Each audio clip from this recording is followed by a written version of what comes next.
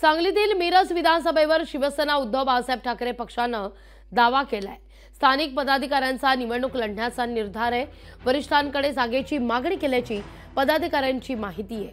मिरजची जागा न मिळाल्यास वेगळा निर्णय घेण्याचा इशारा देण्यात येतोय। शिवसेना उद्धव बाळासाहेब ठाकरे पक्ष स्थानिक नेत्यांच्या भूमिकेमुळे मवियात बिघाडी येण्याची शक्यता वर्तवली जाते।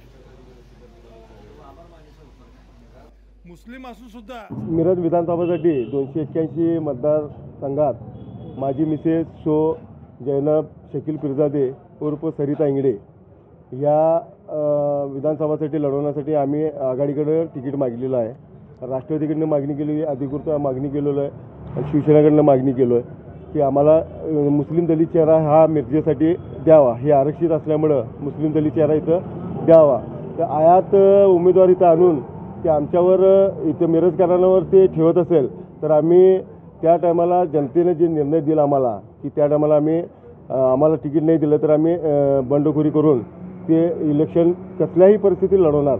मी जैनब शकील पिरजादे उर्फ सरिता इंगडे आम्ही महाविकास आघाडीकडनं आम्ही तिकिटाची मागणी केलेली आहे। आदरणीय जयंत पाटलां साहेबांशी आमचं बोलणं पण झालेलं आहे आणि उद्धव साहेबांपर्यंत पण आम्ही पोहोचायचा प्रयत्न केलेला आहे। आमची फाईलसुद्धा आम्ही वरती दिलेली आहे आणि आम्हाला असं वाटते की इथं मिरजेमध्ये जे कामं आहे, जसं की खेड्यामध्ये जरी गेले तर खेड्यातले जे कामं आहेत ते एकदम चांगले आणि आपले रोड रस्ते जे मार्केट जे मिरजेमध्ये आहे त्याचं काय जे कामं रोखलेले आहेत किंवा जे डेव्हलपमेंट करायचं आहे ते आम्ही करणार।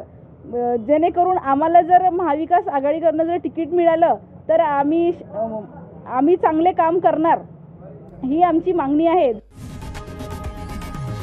लोकशाही मराठी ऐका, पहा, जागरूक रहा।